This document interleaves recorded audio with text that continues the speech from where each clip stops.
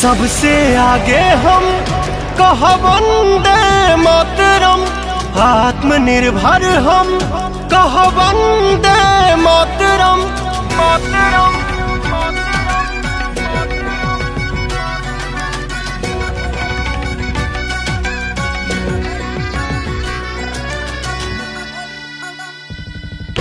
शून्य में संभावना आवेला हमके देखल, वेद पुराण उपनिषद आवेला हमके लिखल।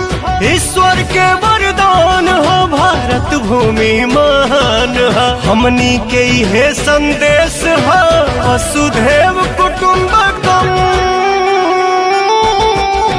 सबसे आगे हम कहब वंदे मातरम, आत्मनिर्भर हम कहब वंदे मातरम।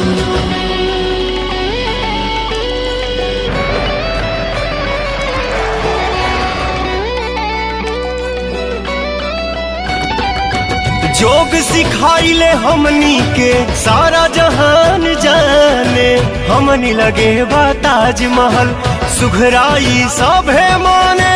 कोहिनूर कल्लूर के दुनिया में शानदार हो, रमन जी पौले भौतिक में नोबेल पुरस्कार हो।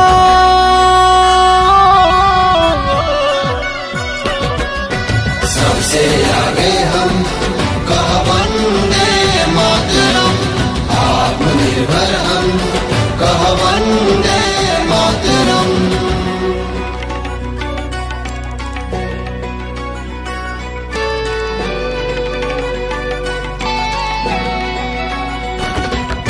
देसिला चीज के मांग चढ़ली, देशवा के व्यापार बढ़ल। चान के हमनी छोली हनी, धरती के धन को दिहनी।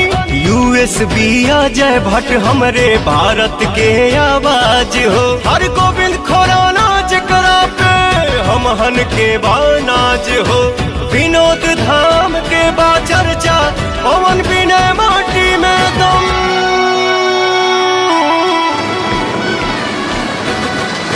सबसे आगे हम